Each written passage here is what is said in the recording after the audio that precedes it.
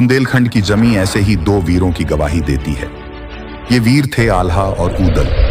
दोनों भाइयों आल्हा और ऊदल का जन्म 12 विक्रमी शताब्दी में बुंदेलखंड के महोबा के दशरजपुरवा गांव हुआ था। बचपन से ही शास्त्र ज्ञान और युद्ध कौशल की प्रतिभा दोनों भाइयों में नजर आने लगी थी। इनके ज्ञान और बल को देखते हुए इन्हें युधिष्ठिर और भीम के अवतार के रूप में भी मान्यता दी जाती है। इन दोनों का संबंध चंद्रवंशी क्षत्रिय बनाफर वंश से जोड़ा जाता है। आल्हा ऊदल की गाथा में दोनों को दसराज और दिवला का पुत्र बताया गया है। दसराज चंदेल वंश के राजा परमल के सेनापति थे। ऊदल आल्हा से 12 साल छोटे थे। बताया जाता है कि आल्हा के पिता की हत्या के बाद ऊदल का जन्म हुआ था। आल्हा बचपन से ही देवी मां के परम भक्त थे।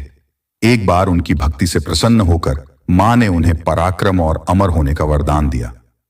आल्हा और ऊदल की गाथा में इन दोनों भाइयों के स्नेह और एकता का जिक्र किया गया है।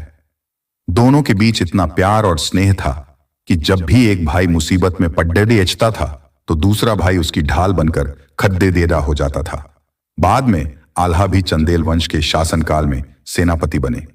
आल्हा का छोटा भाई ऊदल वीरता के मामले में अपने भाई से एक कदम आगे था। आल्हा और ऊदल की आखिरी लड़ाई दिल्ली के शासक पृथ्वीराज चौहान से हुई थी। पृथ्वीराज चौहान भी बहादुर और निडर योद्धा थे। पृथ्वीराज ने बुंदेलखंड को जीतने के उद्देश्य से 11वीं सदी के बुंदेलखंड के तत्कालीन चंदेल राजा परमर्दिदेव पर चढ़ाई की थी। उस समय चंदेलों की राजधानी महोबा थी। आल्हा ऊदल राजा परमाल के मंत्री थे। इतिहास में पता चलता है कि पृथ्वीराज और दोनों भाई आल्हा ऊदल के बीच में बैरागढ़ में बहुत भयानक युद्ध हुआ। इस युद्ध में आल्हा का भाई ऊदल मारा गया। आल्हा अपने छोटे भाई ऊदल की वीरगति की खबर सुनकर आपा खो बैठे और पृथ्वीराज चौहान की सेना पर मौत बनकर टूट पड़े। बताया जाता है कि उस वक्त आल्हा के सामने जो आया मारा गया। लगभग 1 घंटे के भीषण युद्ध के बाद पृथ्वीराज और आल्हा आमने सामने आ गए। दोनों में युद्ध हुआ और पृथ्वीराज चौहान बुरी तरह घायल हो गए। आल्हा ने अपने भाई ऊदल की मौत का बदला पृथ्वीराज चौहान को पराजित कर दिया। हालांकि माना जाता है कि आल्हा ने अपने गुरु गोरखनाथ के कहने पर पृथ्वीराज चौहान को जीवन दान दे दिया था। यह युद्ध आल्हा के जीवन का आखिरी युद्ध था। इसके बाद आल्हा ने संन्यास ले लिया और शारदा मां की भक्ति में लीन हो गए। राजा परमाल के ऊपर पृथ्वीराज चौहान की सेना ने जब हमला किया तो आल्हा ने पृथ्वीराज चौहान से युद्ध के लिए बैरागढ़ में ही डेरा डाल लिया था और यहीं मां शारदा के मंदिर में जाकर उन्होंने पूजा की। माना जाता है कि आल्हा को मां ने साक्षात दर्शन देकर उन्हें युद्ध के लिए सांग दी थी।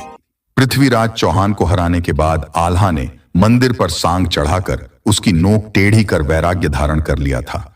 इस सांग को आज तक कोई सीधा नहीं कर पाया है। यहाँ के लोग बताते हैं कि आज भी रात 8 बजे मंदिर की आरती के बाद साफ सफाई होती है और फिर मंदिर के कपाट बंद कर दिए जाते हैं।